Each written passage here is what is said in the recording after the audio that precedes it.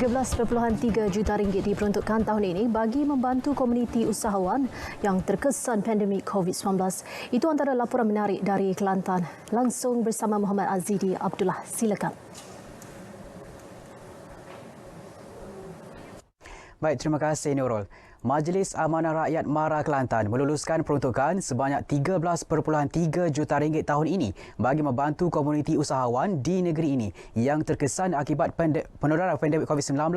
Bantuan disediakan di bawah pelbagai skim kemudahan pembiayaan MARA selain pengenalan moratorium serta pengecualian sewa kepada penyewa premis milik agensi itu.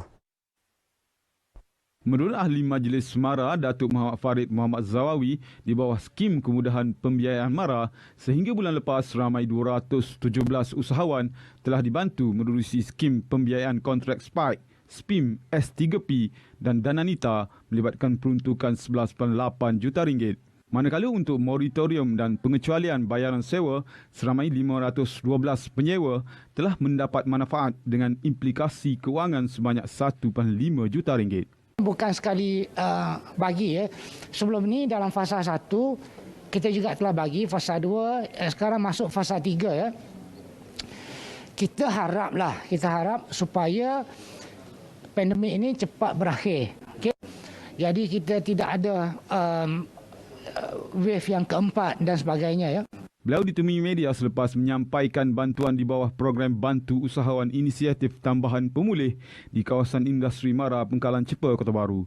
3 usahawan di bawah skim pembiayaan prihatin mikro S3P dari Kota Baru menerima cek bantuan melibatkan sejumlah keseluruhan 130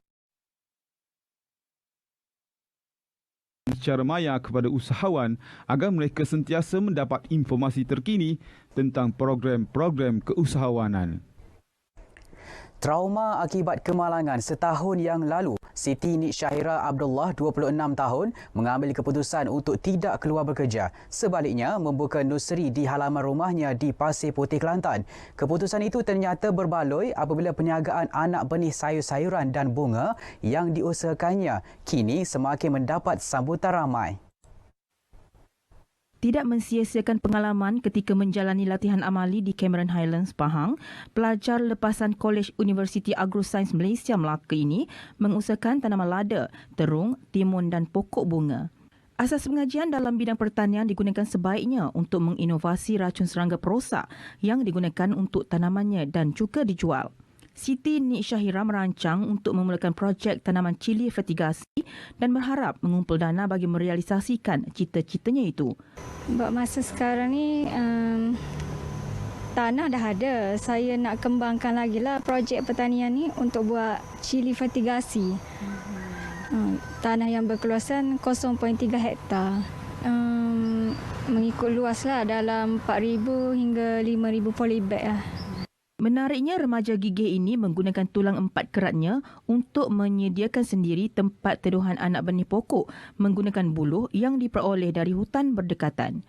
Baginya, selagi mampu, kudratnya akan digunakan sebaik mungkin untuk menjadi seorang usahawan tani yang berjaya sekaligus dapat berkongsi kegembiraan bersama ibu bapanya.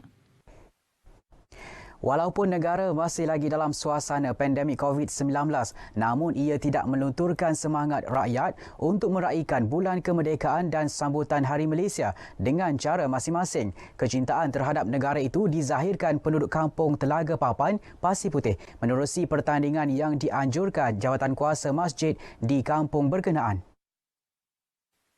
Pengarah program Muhammad Fadli Osman berkata program berlangsung selama 2 minggu ini memberi peluang kepada penduduk untuk menunjukkan semangat patriotik mereka menerusi idea kreatif yang dihasilkan. Seramai 21 keluarga menyertai pertandingan julung kali diadakan ini. Tujuan utamanya untuk menjentik kesedaran di kalangan rakyat. Walaupun dalam suasana COVID, mereka mesti menjaga diri dia, tapi dalam masa yang sama, semangat untuk menghayati tarikh kemerdekaan itu jangan lupa. Pelbagai kaedah dilakukan penduduk untuk menzahirkan semangat patriotik mereka.